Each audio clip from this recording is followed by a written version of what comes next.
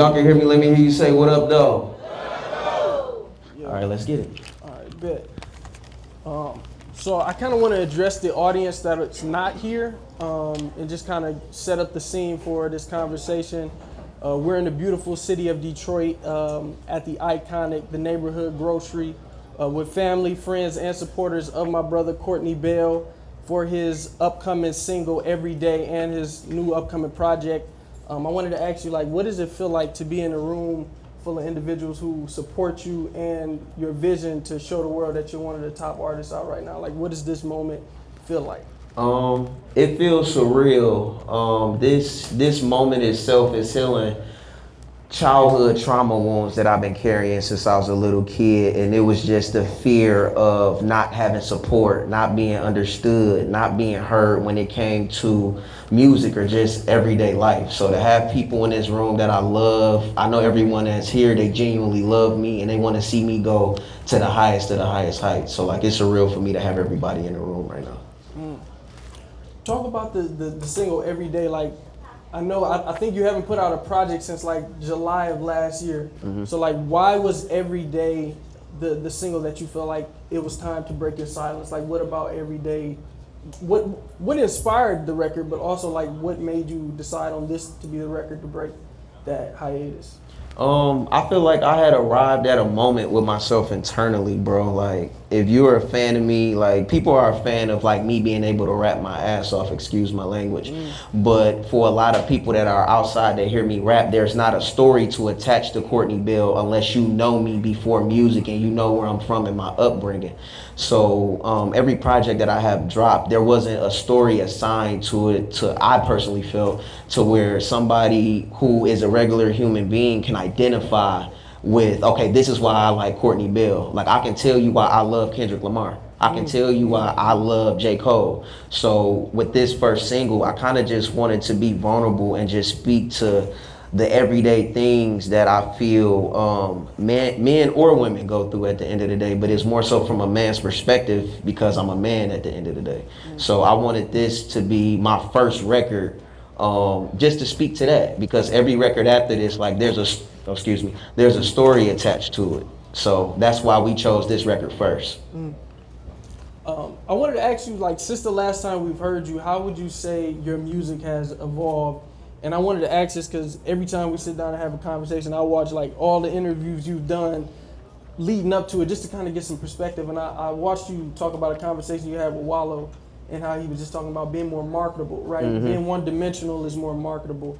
So talk about, like, if you've ever had that thought of like being more one-dimensional to be marketable, or have you ever always just been like, I'm gonna be me and just kind of lean into that duality? I think having a conversation with Wallow, the way he had the conversation with me showed that he paid attention to what I was doing, and he's been paying attention to what I've been doing the past few years.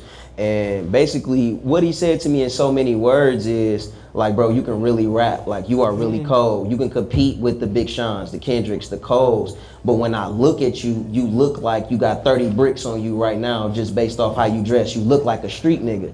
And when he said it, I didn't completely understand it. And it took some time. So I had to sit with what he said, and it came months later. And when I think about somebody like a J. Cole or a Kendrick never deviated from his niche.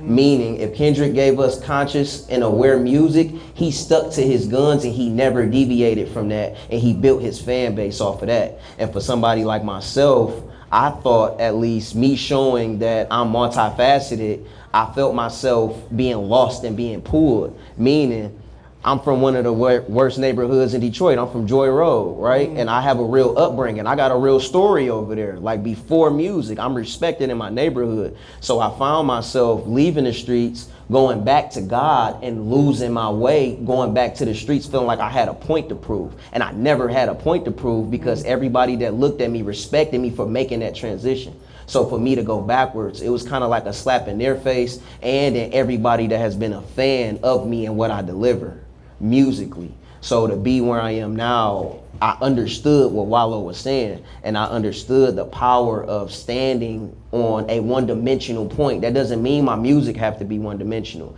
but I have to create from a standpoint of creating a fan base, because these guys that go to the highest levels, they have what they call a cult following. You have people that love Drake's Dirty Draws. You have people that love J. Cole's Dirty Draws. You can't tell them nothing wrong about J. Cole, because whatever his niche is, they relate to it, and they relate to it enough to where they're buying merch. They're going out to shows. They're spreading the music to other people and making other people believers like they're believers. So when he said that to me, it took months, but I knew that that was what he meant. It wasn't necessarily I need to change my image up and watch how I dress and watch what I say, but I have to be aware of the world that I'm creating musically.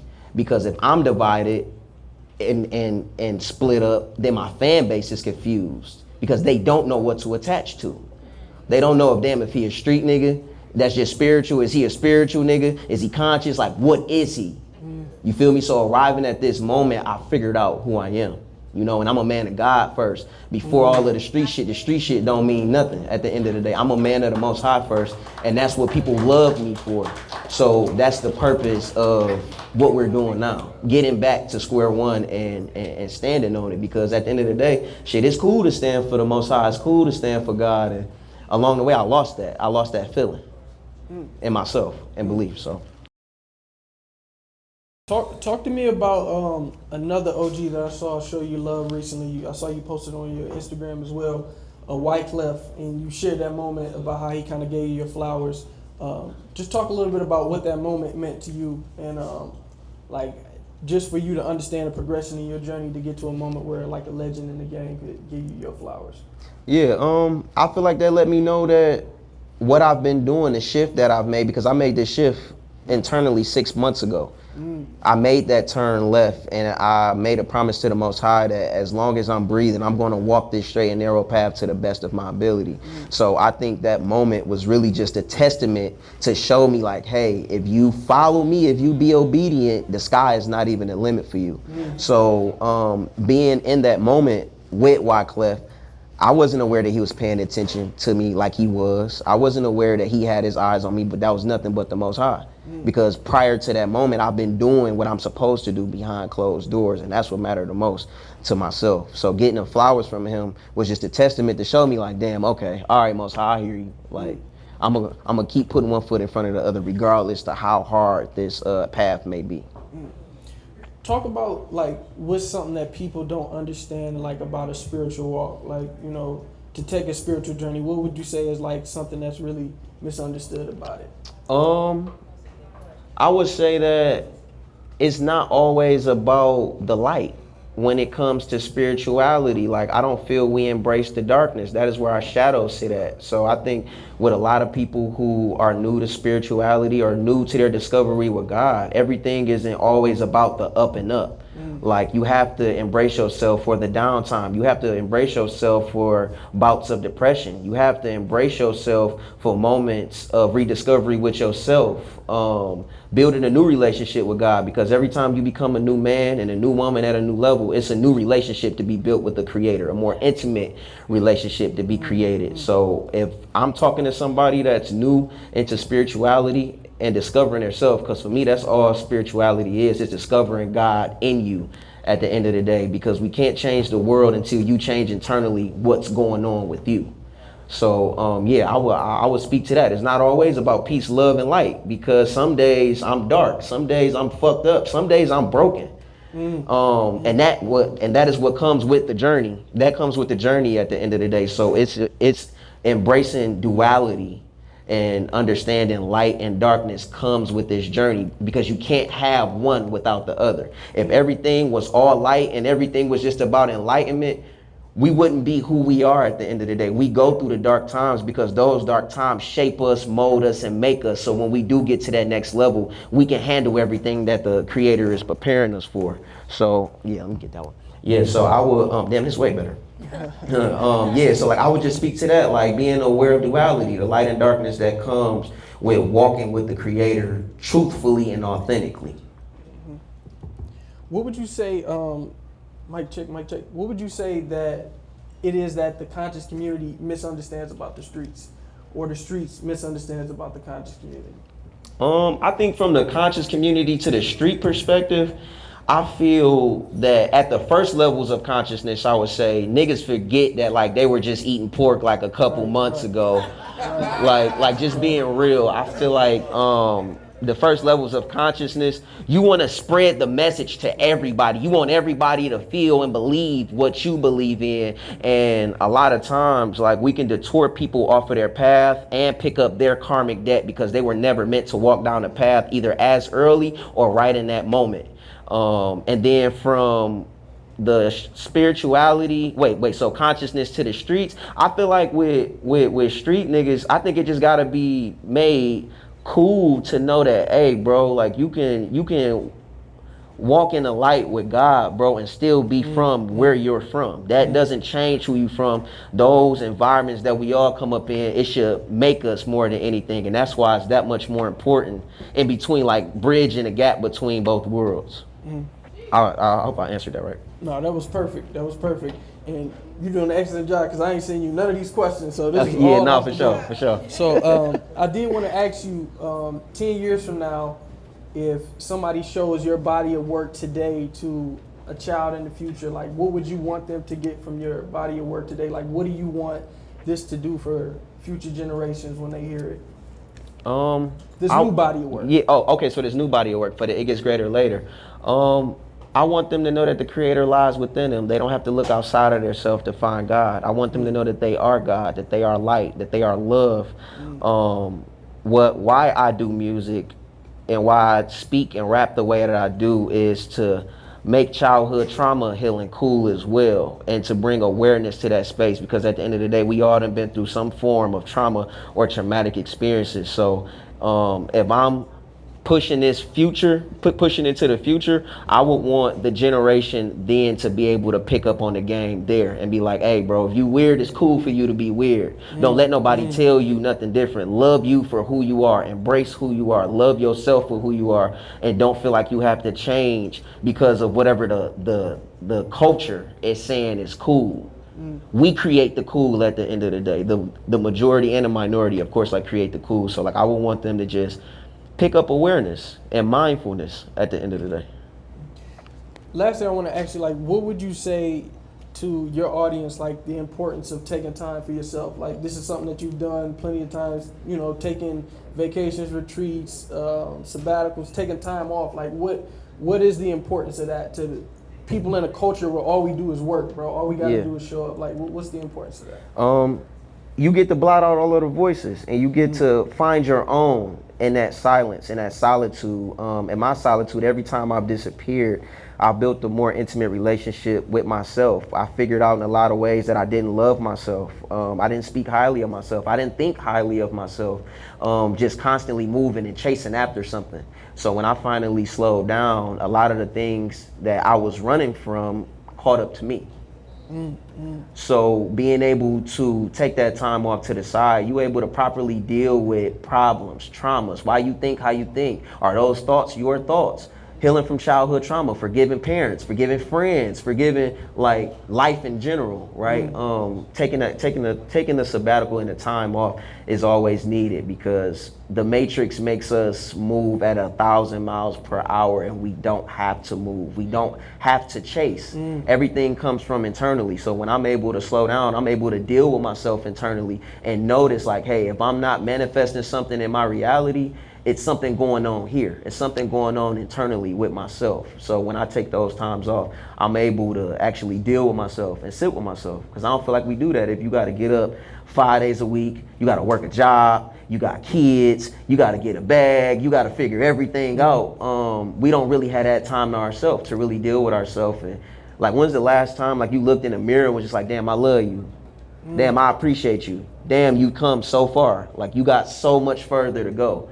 So when I have that takeoff time, like I use that time for that. I feel like it's very important, because music is gonna be here. You know what I mean? And I create dope music by the grace of the Most High. So I feared turning 30 and not being where I seen myself.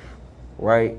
So to be where I am now and knowing that, like I said, music is gonna be what it was. If I didn't take that time off, I wouldn't be where I am now. I wouldn't be wise like I am now. And I got so much more to learn about life. But where I am right now, I'm thankful and I'm grateful to the Creator for, because without that time, ain't no telling where I would be.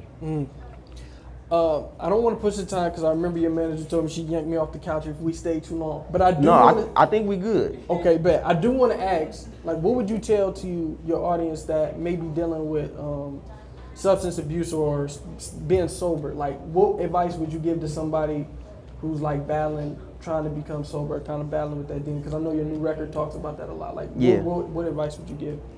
Last question. As long as you chase the bottle, your problems gonna continue to run after you. You are strong enough to face what you're dealing with head on. You know what I mean? I grew up in an environment where drinking was normal, and I'm sure we all have. I watched my mom drink and drive. Sorry, Mom. I watched. Um,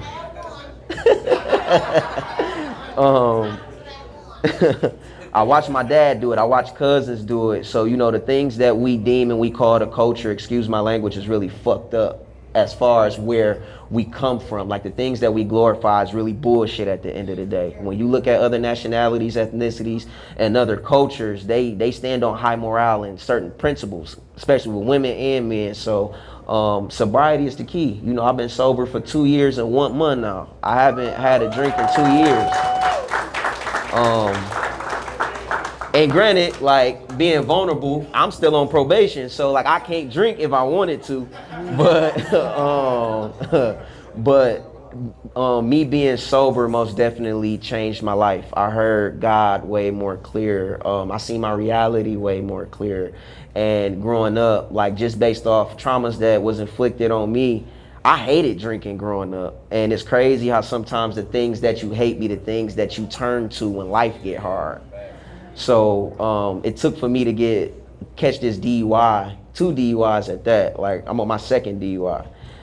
It took for me to catch this second DUI for me to realize how important sobriety really is, and it allowed me to get back to my youth and to my innocence again. So the space that I'm in now, like, I'm in tune with my inner child, and I ain't been in tune with this little nigga in years. You know what I'm saying? So to be able to meditate and go outside and flip and like just be very youthful and be in tune with myself is a beautiful thing. So I attribute all of that to sobriety, most definitely.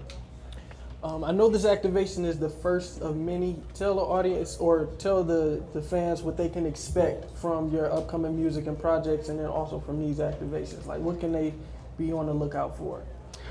Yeah, so this is just like our first one. Like we said, we wanted it to be at a black-owned spot, most definitely. If we gonna spend money or if we gonna do anything musically, I want it to be with our people, and I want to shed light on what we're doing, why we're doing it, and the importance of why we're doing it. So me and my team, we're going to do maybe like 3 more activations. It may be at this spot or maybe at another black-owned spot. We haven't fully figured that out yet. Yeah, it's going to be 2 to 3 more black-owned pop-up spots that we're going to do this at. So yeah, like, look forward to that. Like, we're gonna be all over the city just doing dope activations and premiering the music. There you go. It's Courtney Bell, Ahmad the Poet. We'll see you in the next one. That's a wrap. You did. Peace to the God. Thank y'all. I'm saying that's gonna go. That's just gonna go.